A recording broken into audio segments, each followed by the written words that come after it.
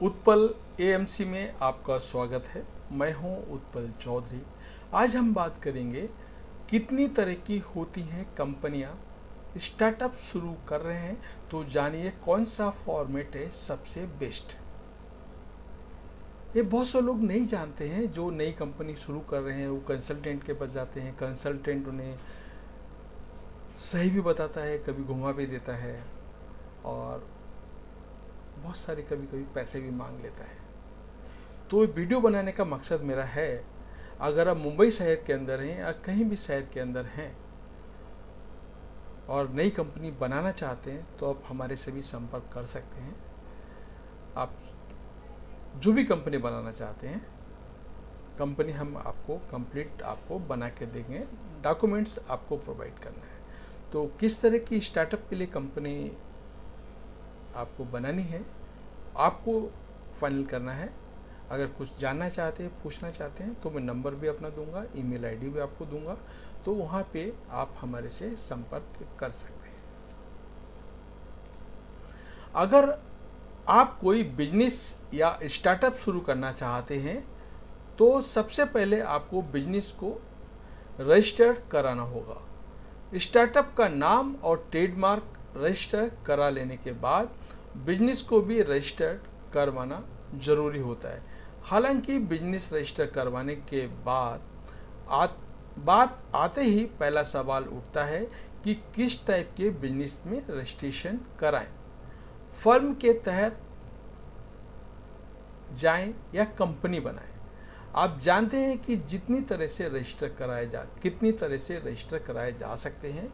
Business और startup के लिए कौन सा फॉर्मेट यानी टाइप ऑफ बिजनेस रजिस्ट्रेशन सबसे अच्छा है, कितनी तरह से रजिस्टर हो सकता है बिजनेस, सबसे पहले ये जानें।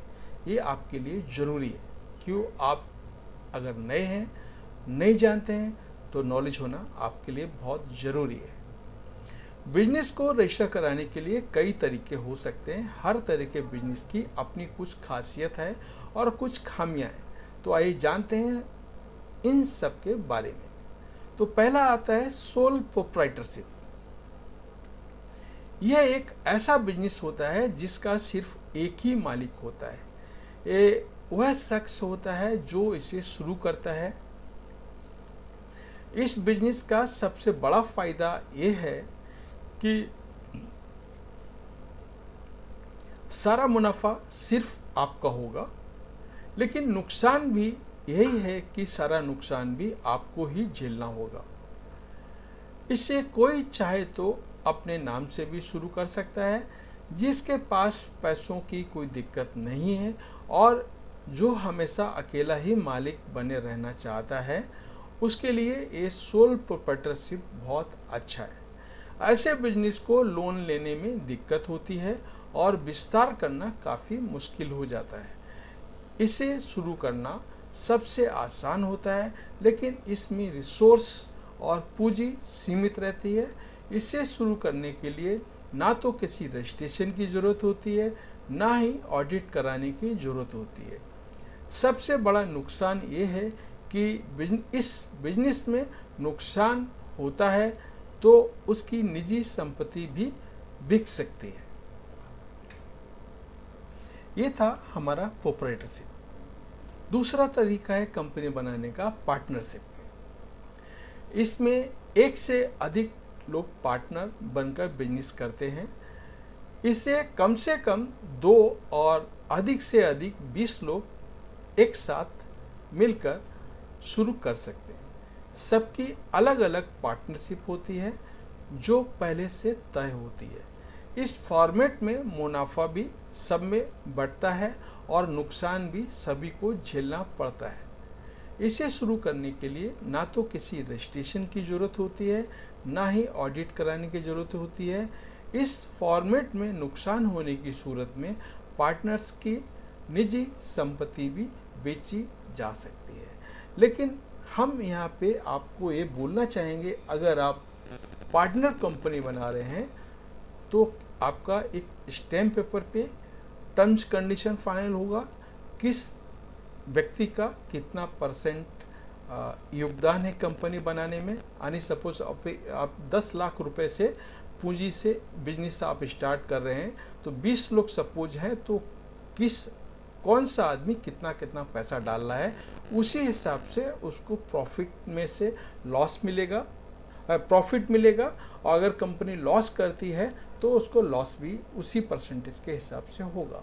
ये ऑन एग्रीमेंट पेपर बनेगा और सबके ही साइन होंगे। पेमेंट आप कैश भी ले सकते हैं और बैंक के थ्रू भी ले सकते हैं। रजिस्ट्रेशन कराने के बाद, रजिस्ट्रेशन में कोर्ट में एक एफिडेविट कराने के बाद आपका पार्टनरशिप कंपनी का बैंक में अकाउंट खोल सकते हैं। आपको एक जीएसटी नंबर लेना पड़ेगा और कंपनी आप चालू कर सकते हैं। ये दूसरी कंपनी। तीसरी कंपनी है लिमिटेड लायबिलिटी पार्टनरशिप, यानी इसको हम बोलेंगे LLP। इस फॉर्मेट को LLP भी कहा जाता है। इसे 2 या 2 से अधिक पार्टनर स्पेशल एग्रीमेंट के साथ शुरू कर सकते हैं और उनकी जिम्मेदारियां सीमित होती हैं। इसे कॉर्पोरेट मामलों के मंत्रालयों के नियमों के तहत रजिस्टर कराना होता है। कोई भी पार्टनर दूसरे पार्टनर के द्वारा बनाई गई लायबिलिटी के लिए जिम्मेदार नहीं होता है। इसके तहत कम से कम 2 लोग हो सकते हैं, लेकिन अधिक से अधिक लोगों की कोई सीमा नहीं है। पार्टनर्स में कम से कम एक पार्टनर भारतीय होना चाहिए। इसके तहत कंपनी का कर्ज चुकाने के लिए सिर्फ कंपनी की संपत्ति ही बेची जा सकती है। पार्टनर की संपत्ति सुरक्षित रहती है। ये थी हमारी तीसरी तरीके की कंपनी। चौथी कंपनी आती है प्राइवेट लिमिटेड कंपनी। ये सबसे ज़्यादा लोकप्रिय फॉर्मेट है। प्राइवेट लिमिटेड कंपनी कानूनी रूप से एक स्वतंत्र अस्तित्व होता है, जिसका कॉर्पोरेट मामलों के मंत्रालय के तहत रजिस्ट्रेशन कराना पड़ता है। इसमें कम से कम 2 और अधिक से अधिक 200 सदस्य हो सकते हैं। साथ ही कम से कम 2 और ज़्यादा से ज़्यादा 15 डायरेक्टर हो सकते हैं। यानी कंपनी के जो 200 मेंबर होंगे या 10 मेंबर होंगे या 50 मेंबर होंगे, उसमें से कंपनी में डायरेक्टर सिर्फ 2 हो सकते हैं और ज़्यादा से ज़्यादा 15 डायरेक्टर हो सकते हैं। इसके 2 से 200 तक शेयर होल्डर हो सकते हैं। जिसे भविष्य में बिजनेस को बढ़ाना होता है, उसे एक कंपनी बनानी चाहिए। इस पर बैंक से लोन भी आसानी से मिल जाता है। इसमें भी हिस्सेदारों की लायबिलिटी सीमित होती है। ऐसी कंपनी में विदेशी निवेश की भी इजाज़त है और इसे स्केल करना यानी इसका विस्तार करना बहुत आसान हो जाता है। इसे कॉर्पोरेट मामलों के मंत्रालय के तहत रजिस्टर कराना होता है। स्टार्टअप को प्राइवेट लिमिटेड कंपनी के तहत करें रजिस्टर। अगर आप कोई स्टार्टअप शुरू करना चाहते हैं तो आपको प्राइवेट लिमिटेड कंपनी के तहत अपना बिजनेस रजिस्टर्ड कराना चाहिए। ऐसा इसलिए क्योंकि जब भविष्य में आप अपने बिजनेस का विस्तार करना चाहेंगे तो आपको कोई दिक्कत नहीं आएगी। साथ ही जब आप आईपीओ लाना चाहेंगे तो भी आपको कोई दिक्कत नहीं झेलनी पड़ेगी। आपको जिम्मेदारी भी सीमित रहेगी। इन सभी वजहों से निवेशक भी आपको आसानी से मिलेंगे और लोन की जरूरत पड़ी तो वह भी आसानी से मिल जाएगा। इसके बाद अगर आप शेयर बाजार में आना चाहते हैं तो आपको इस प्राइवेट लिमिटेड कंपनी को पब्लिक लिमिटेड कंपनी बनाना पड़ेगा। उसके बाद आपका पब्लिक इशू के लिए जाना चाह रहे हैं तो पब्लिक इशू के लिए भी जा सकते हैं। मार्केट से आप पैसा ले सकते हैं, लेकिन मार्केट में इशू लाने के लिए आपके पास कंपनी का अच्छा टर्नओवर होना चाहिए, अच्छा आपको प्रॉफिट होना चाहिए। आपकी कंपनी कम से कम 3 साल बैलेंस शीट में गुड प्रॉफिट, टर्नओवर और अच्छा होना चाहिए और जितना हो सके कम मार्केट से लोन आपका हो तो आपके लिए और भी अच्छा रहेगा। तो अगर आप कंपनी रजिस्टर करना चाहते हैं, कंपनी बनाना चाहते हैं, तो आप हमारे थ्रू आप रजिस्टर कर सकते हैं। हमारी एक कंसल्टेंसी फर्म है, Utpal S Chaudhary and company. मेरा नंबर है 9820930051। मैं मुंबई में अंधेरी वेस्ट में मेरा ऑफिस है। आप जब भी आना चाहें, जब भी आप कॉल करना चाहें, ऑफिस आवर्स में हमारे पास मिल सकते हैं। और हमारे साथ अगर जीएसटी का काम कराना चाहते हैं, कंपनी का काम कराना चाहते हैं, या अकाउंट्स का काम कराना चाहते हैं, हम इन सब तरह की सर्विस प्रोवाइड करते हैं। इसके अलावा अगर आप चाहें पब्लिक इशू आप लाना चाहते हैं तो उसके लिए भी हम लोग काम करते हैं। और अगर प्राइवेट फंडिंग भी चाहिए तो उसके लिए भी हम लोग काम करते हैं। माने आप एक ही जगह सारा काम आप करवा सकते हैं। तो नंबर आपको बता दिया, फिर भी मैं वापस रिपीट आपको मैं नंबर बताता हूँ। मेरा नंबर है 9820930051। मेरा नाम है उत्पल चौधरी। मेरा ऑफिस है मुंबई में अंधेरी वेस्ट में।